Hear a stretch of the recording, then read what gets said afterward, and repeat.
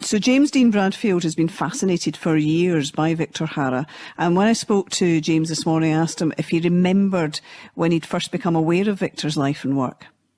Yeah, I think it was when I was starting to become a Clash fan, the band The Clash. And, kind of what it's like when you're young, you discover a band and then you start listening to their entire back catalogue.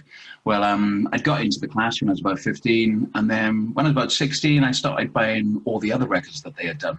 And I bought an album called Sandinista. And there was a song in there called Washington Bullets. And they mentioned Victor Jara in the lyrics of that song. That was the first time I ever saw or heard Victor Jara's name. And then the second time I saw his name was in an interview about the film called Missing, which had Jack Lemmon and Sissy Spacek in it. And it was about the disappeared after the Pinochet coup. Isn't it interesting? Because that's all pre-internet. Now you may well, as a 16-year-old, have gone down a kind of information rabbit hole and read up on him. But actually, in a way, that kind of organic process of building it up has more of an impact, actually. I think you're right. Because obviously you had Victor Jara's name in that song, Washington Bullets.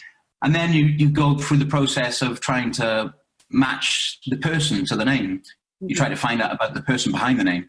And of course I couldn't Google it. So what you do is, I had a list of stuff I used to go to the library with, and you'd find stuff out on the reader at the library and stuff. And or you'd ask the librarian, have you got any books about Victor Jara? And she'd help you, So that discovery of finding out about stuff, I had to find out about Cyrillic, type, which was used on the cover of Empires and Dance by Simple Minds. Victor Jara. I had to find out about Jean-Paul Sartre, Nausea, when Matt Johnson from The Verve mentioned him. They were all little quests, but they were very, very, very analog quests involving people and clunky machinery. But the reward was very great when you actually managed to get a file of information in front of you after. Oh, totally. I love all of that. I've done all of those things. And actually, listening to your record and thinking about talking to you reminded me of when I first heard his name. And it was when I was in my 20s. I was working in the Netherlands briefly. And a lovely colleague took me off on a little day tour of where she was from, Utrecht. And then went back to her flat to have lunch. And she got out a record player. And she told me about Victor Jara, and she started playing his music. And I'll never forget that. It was a beautiful way to be introduced to it. But I think once you know his story about what he was like as a person, as an activist, as a musician, as a poet, and then what happened to him in the end, you never forget it, do you? No, you don't, no. And I am very aware that I'm one in a long list of musicians that have been inspired to write about him or to cover his songs, It doesn't end with a Clash. There was Clash, the film called Missing, because the director used to mention Victor Jara a lot. There was Working Week. Robert Wyatt covered his songs. U2 wrote about him. Simple Minds dedicated a whole album to him. Yeah. Christopher Bruce created a whole ballet around him around him and Joan Jara called Ghost Dances.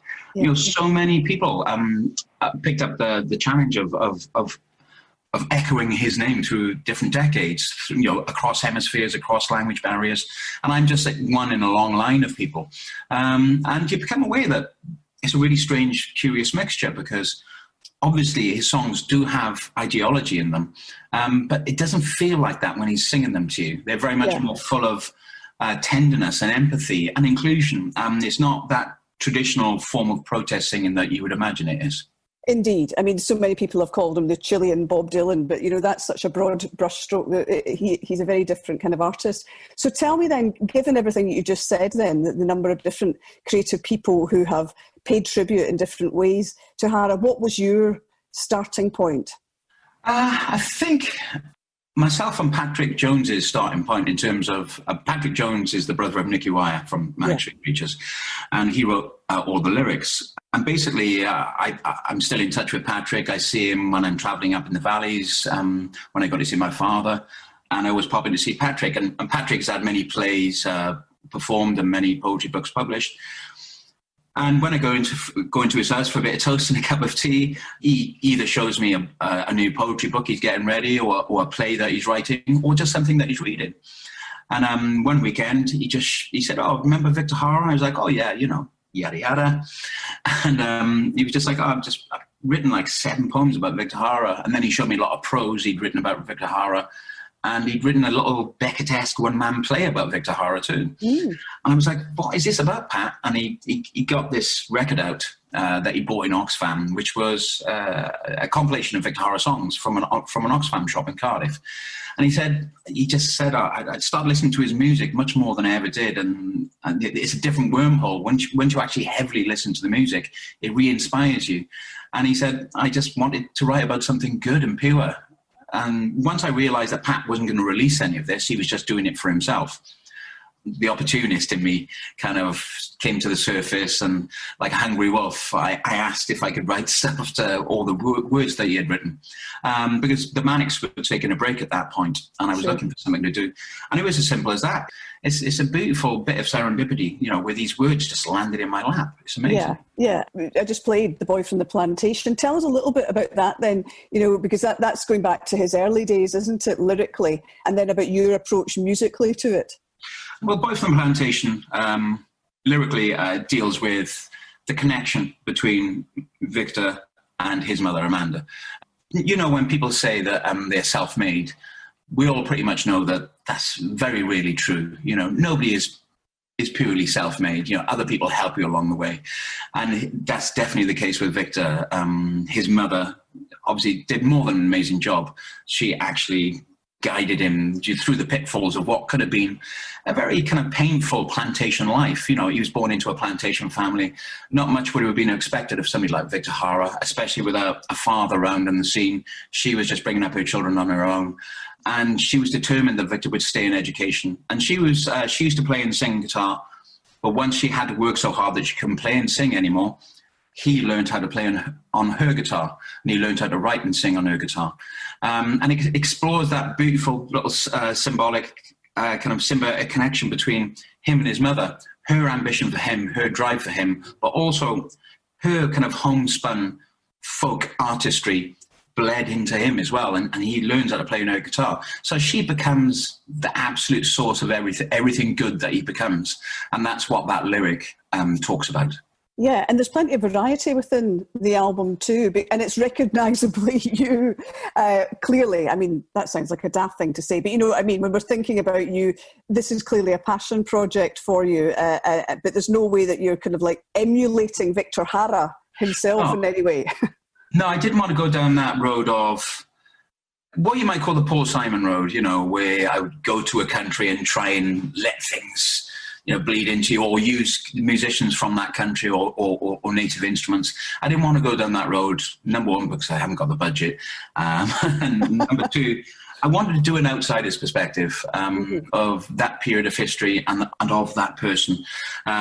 Because that's what I grew up on. I grew up on, like all the musicians I've talked about, Working Week, U2, Simple Minds, David Ewan, Christy Moore, they were all outsiders that picked up his message in a different part of the world, across a different, language. And I wanted to be one of those people. I wanted to show what an outsider could see of Victor Jara still. So I just went down the road of just trusting my instinct.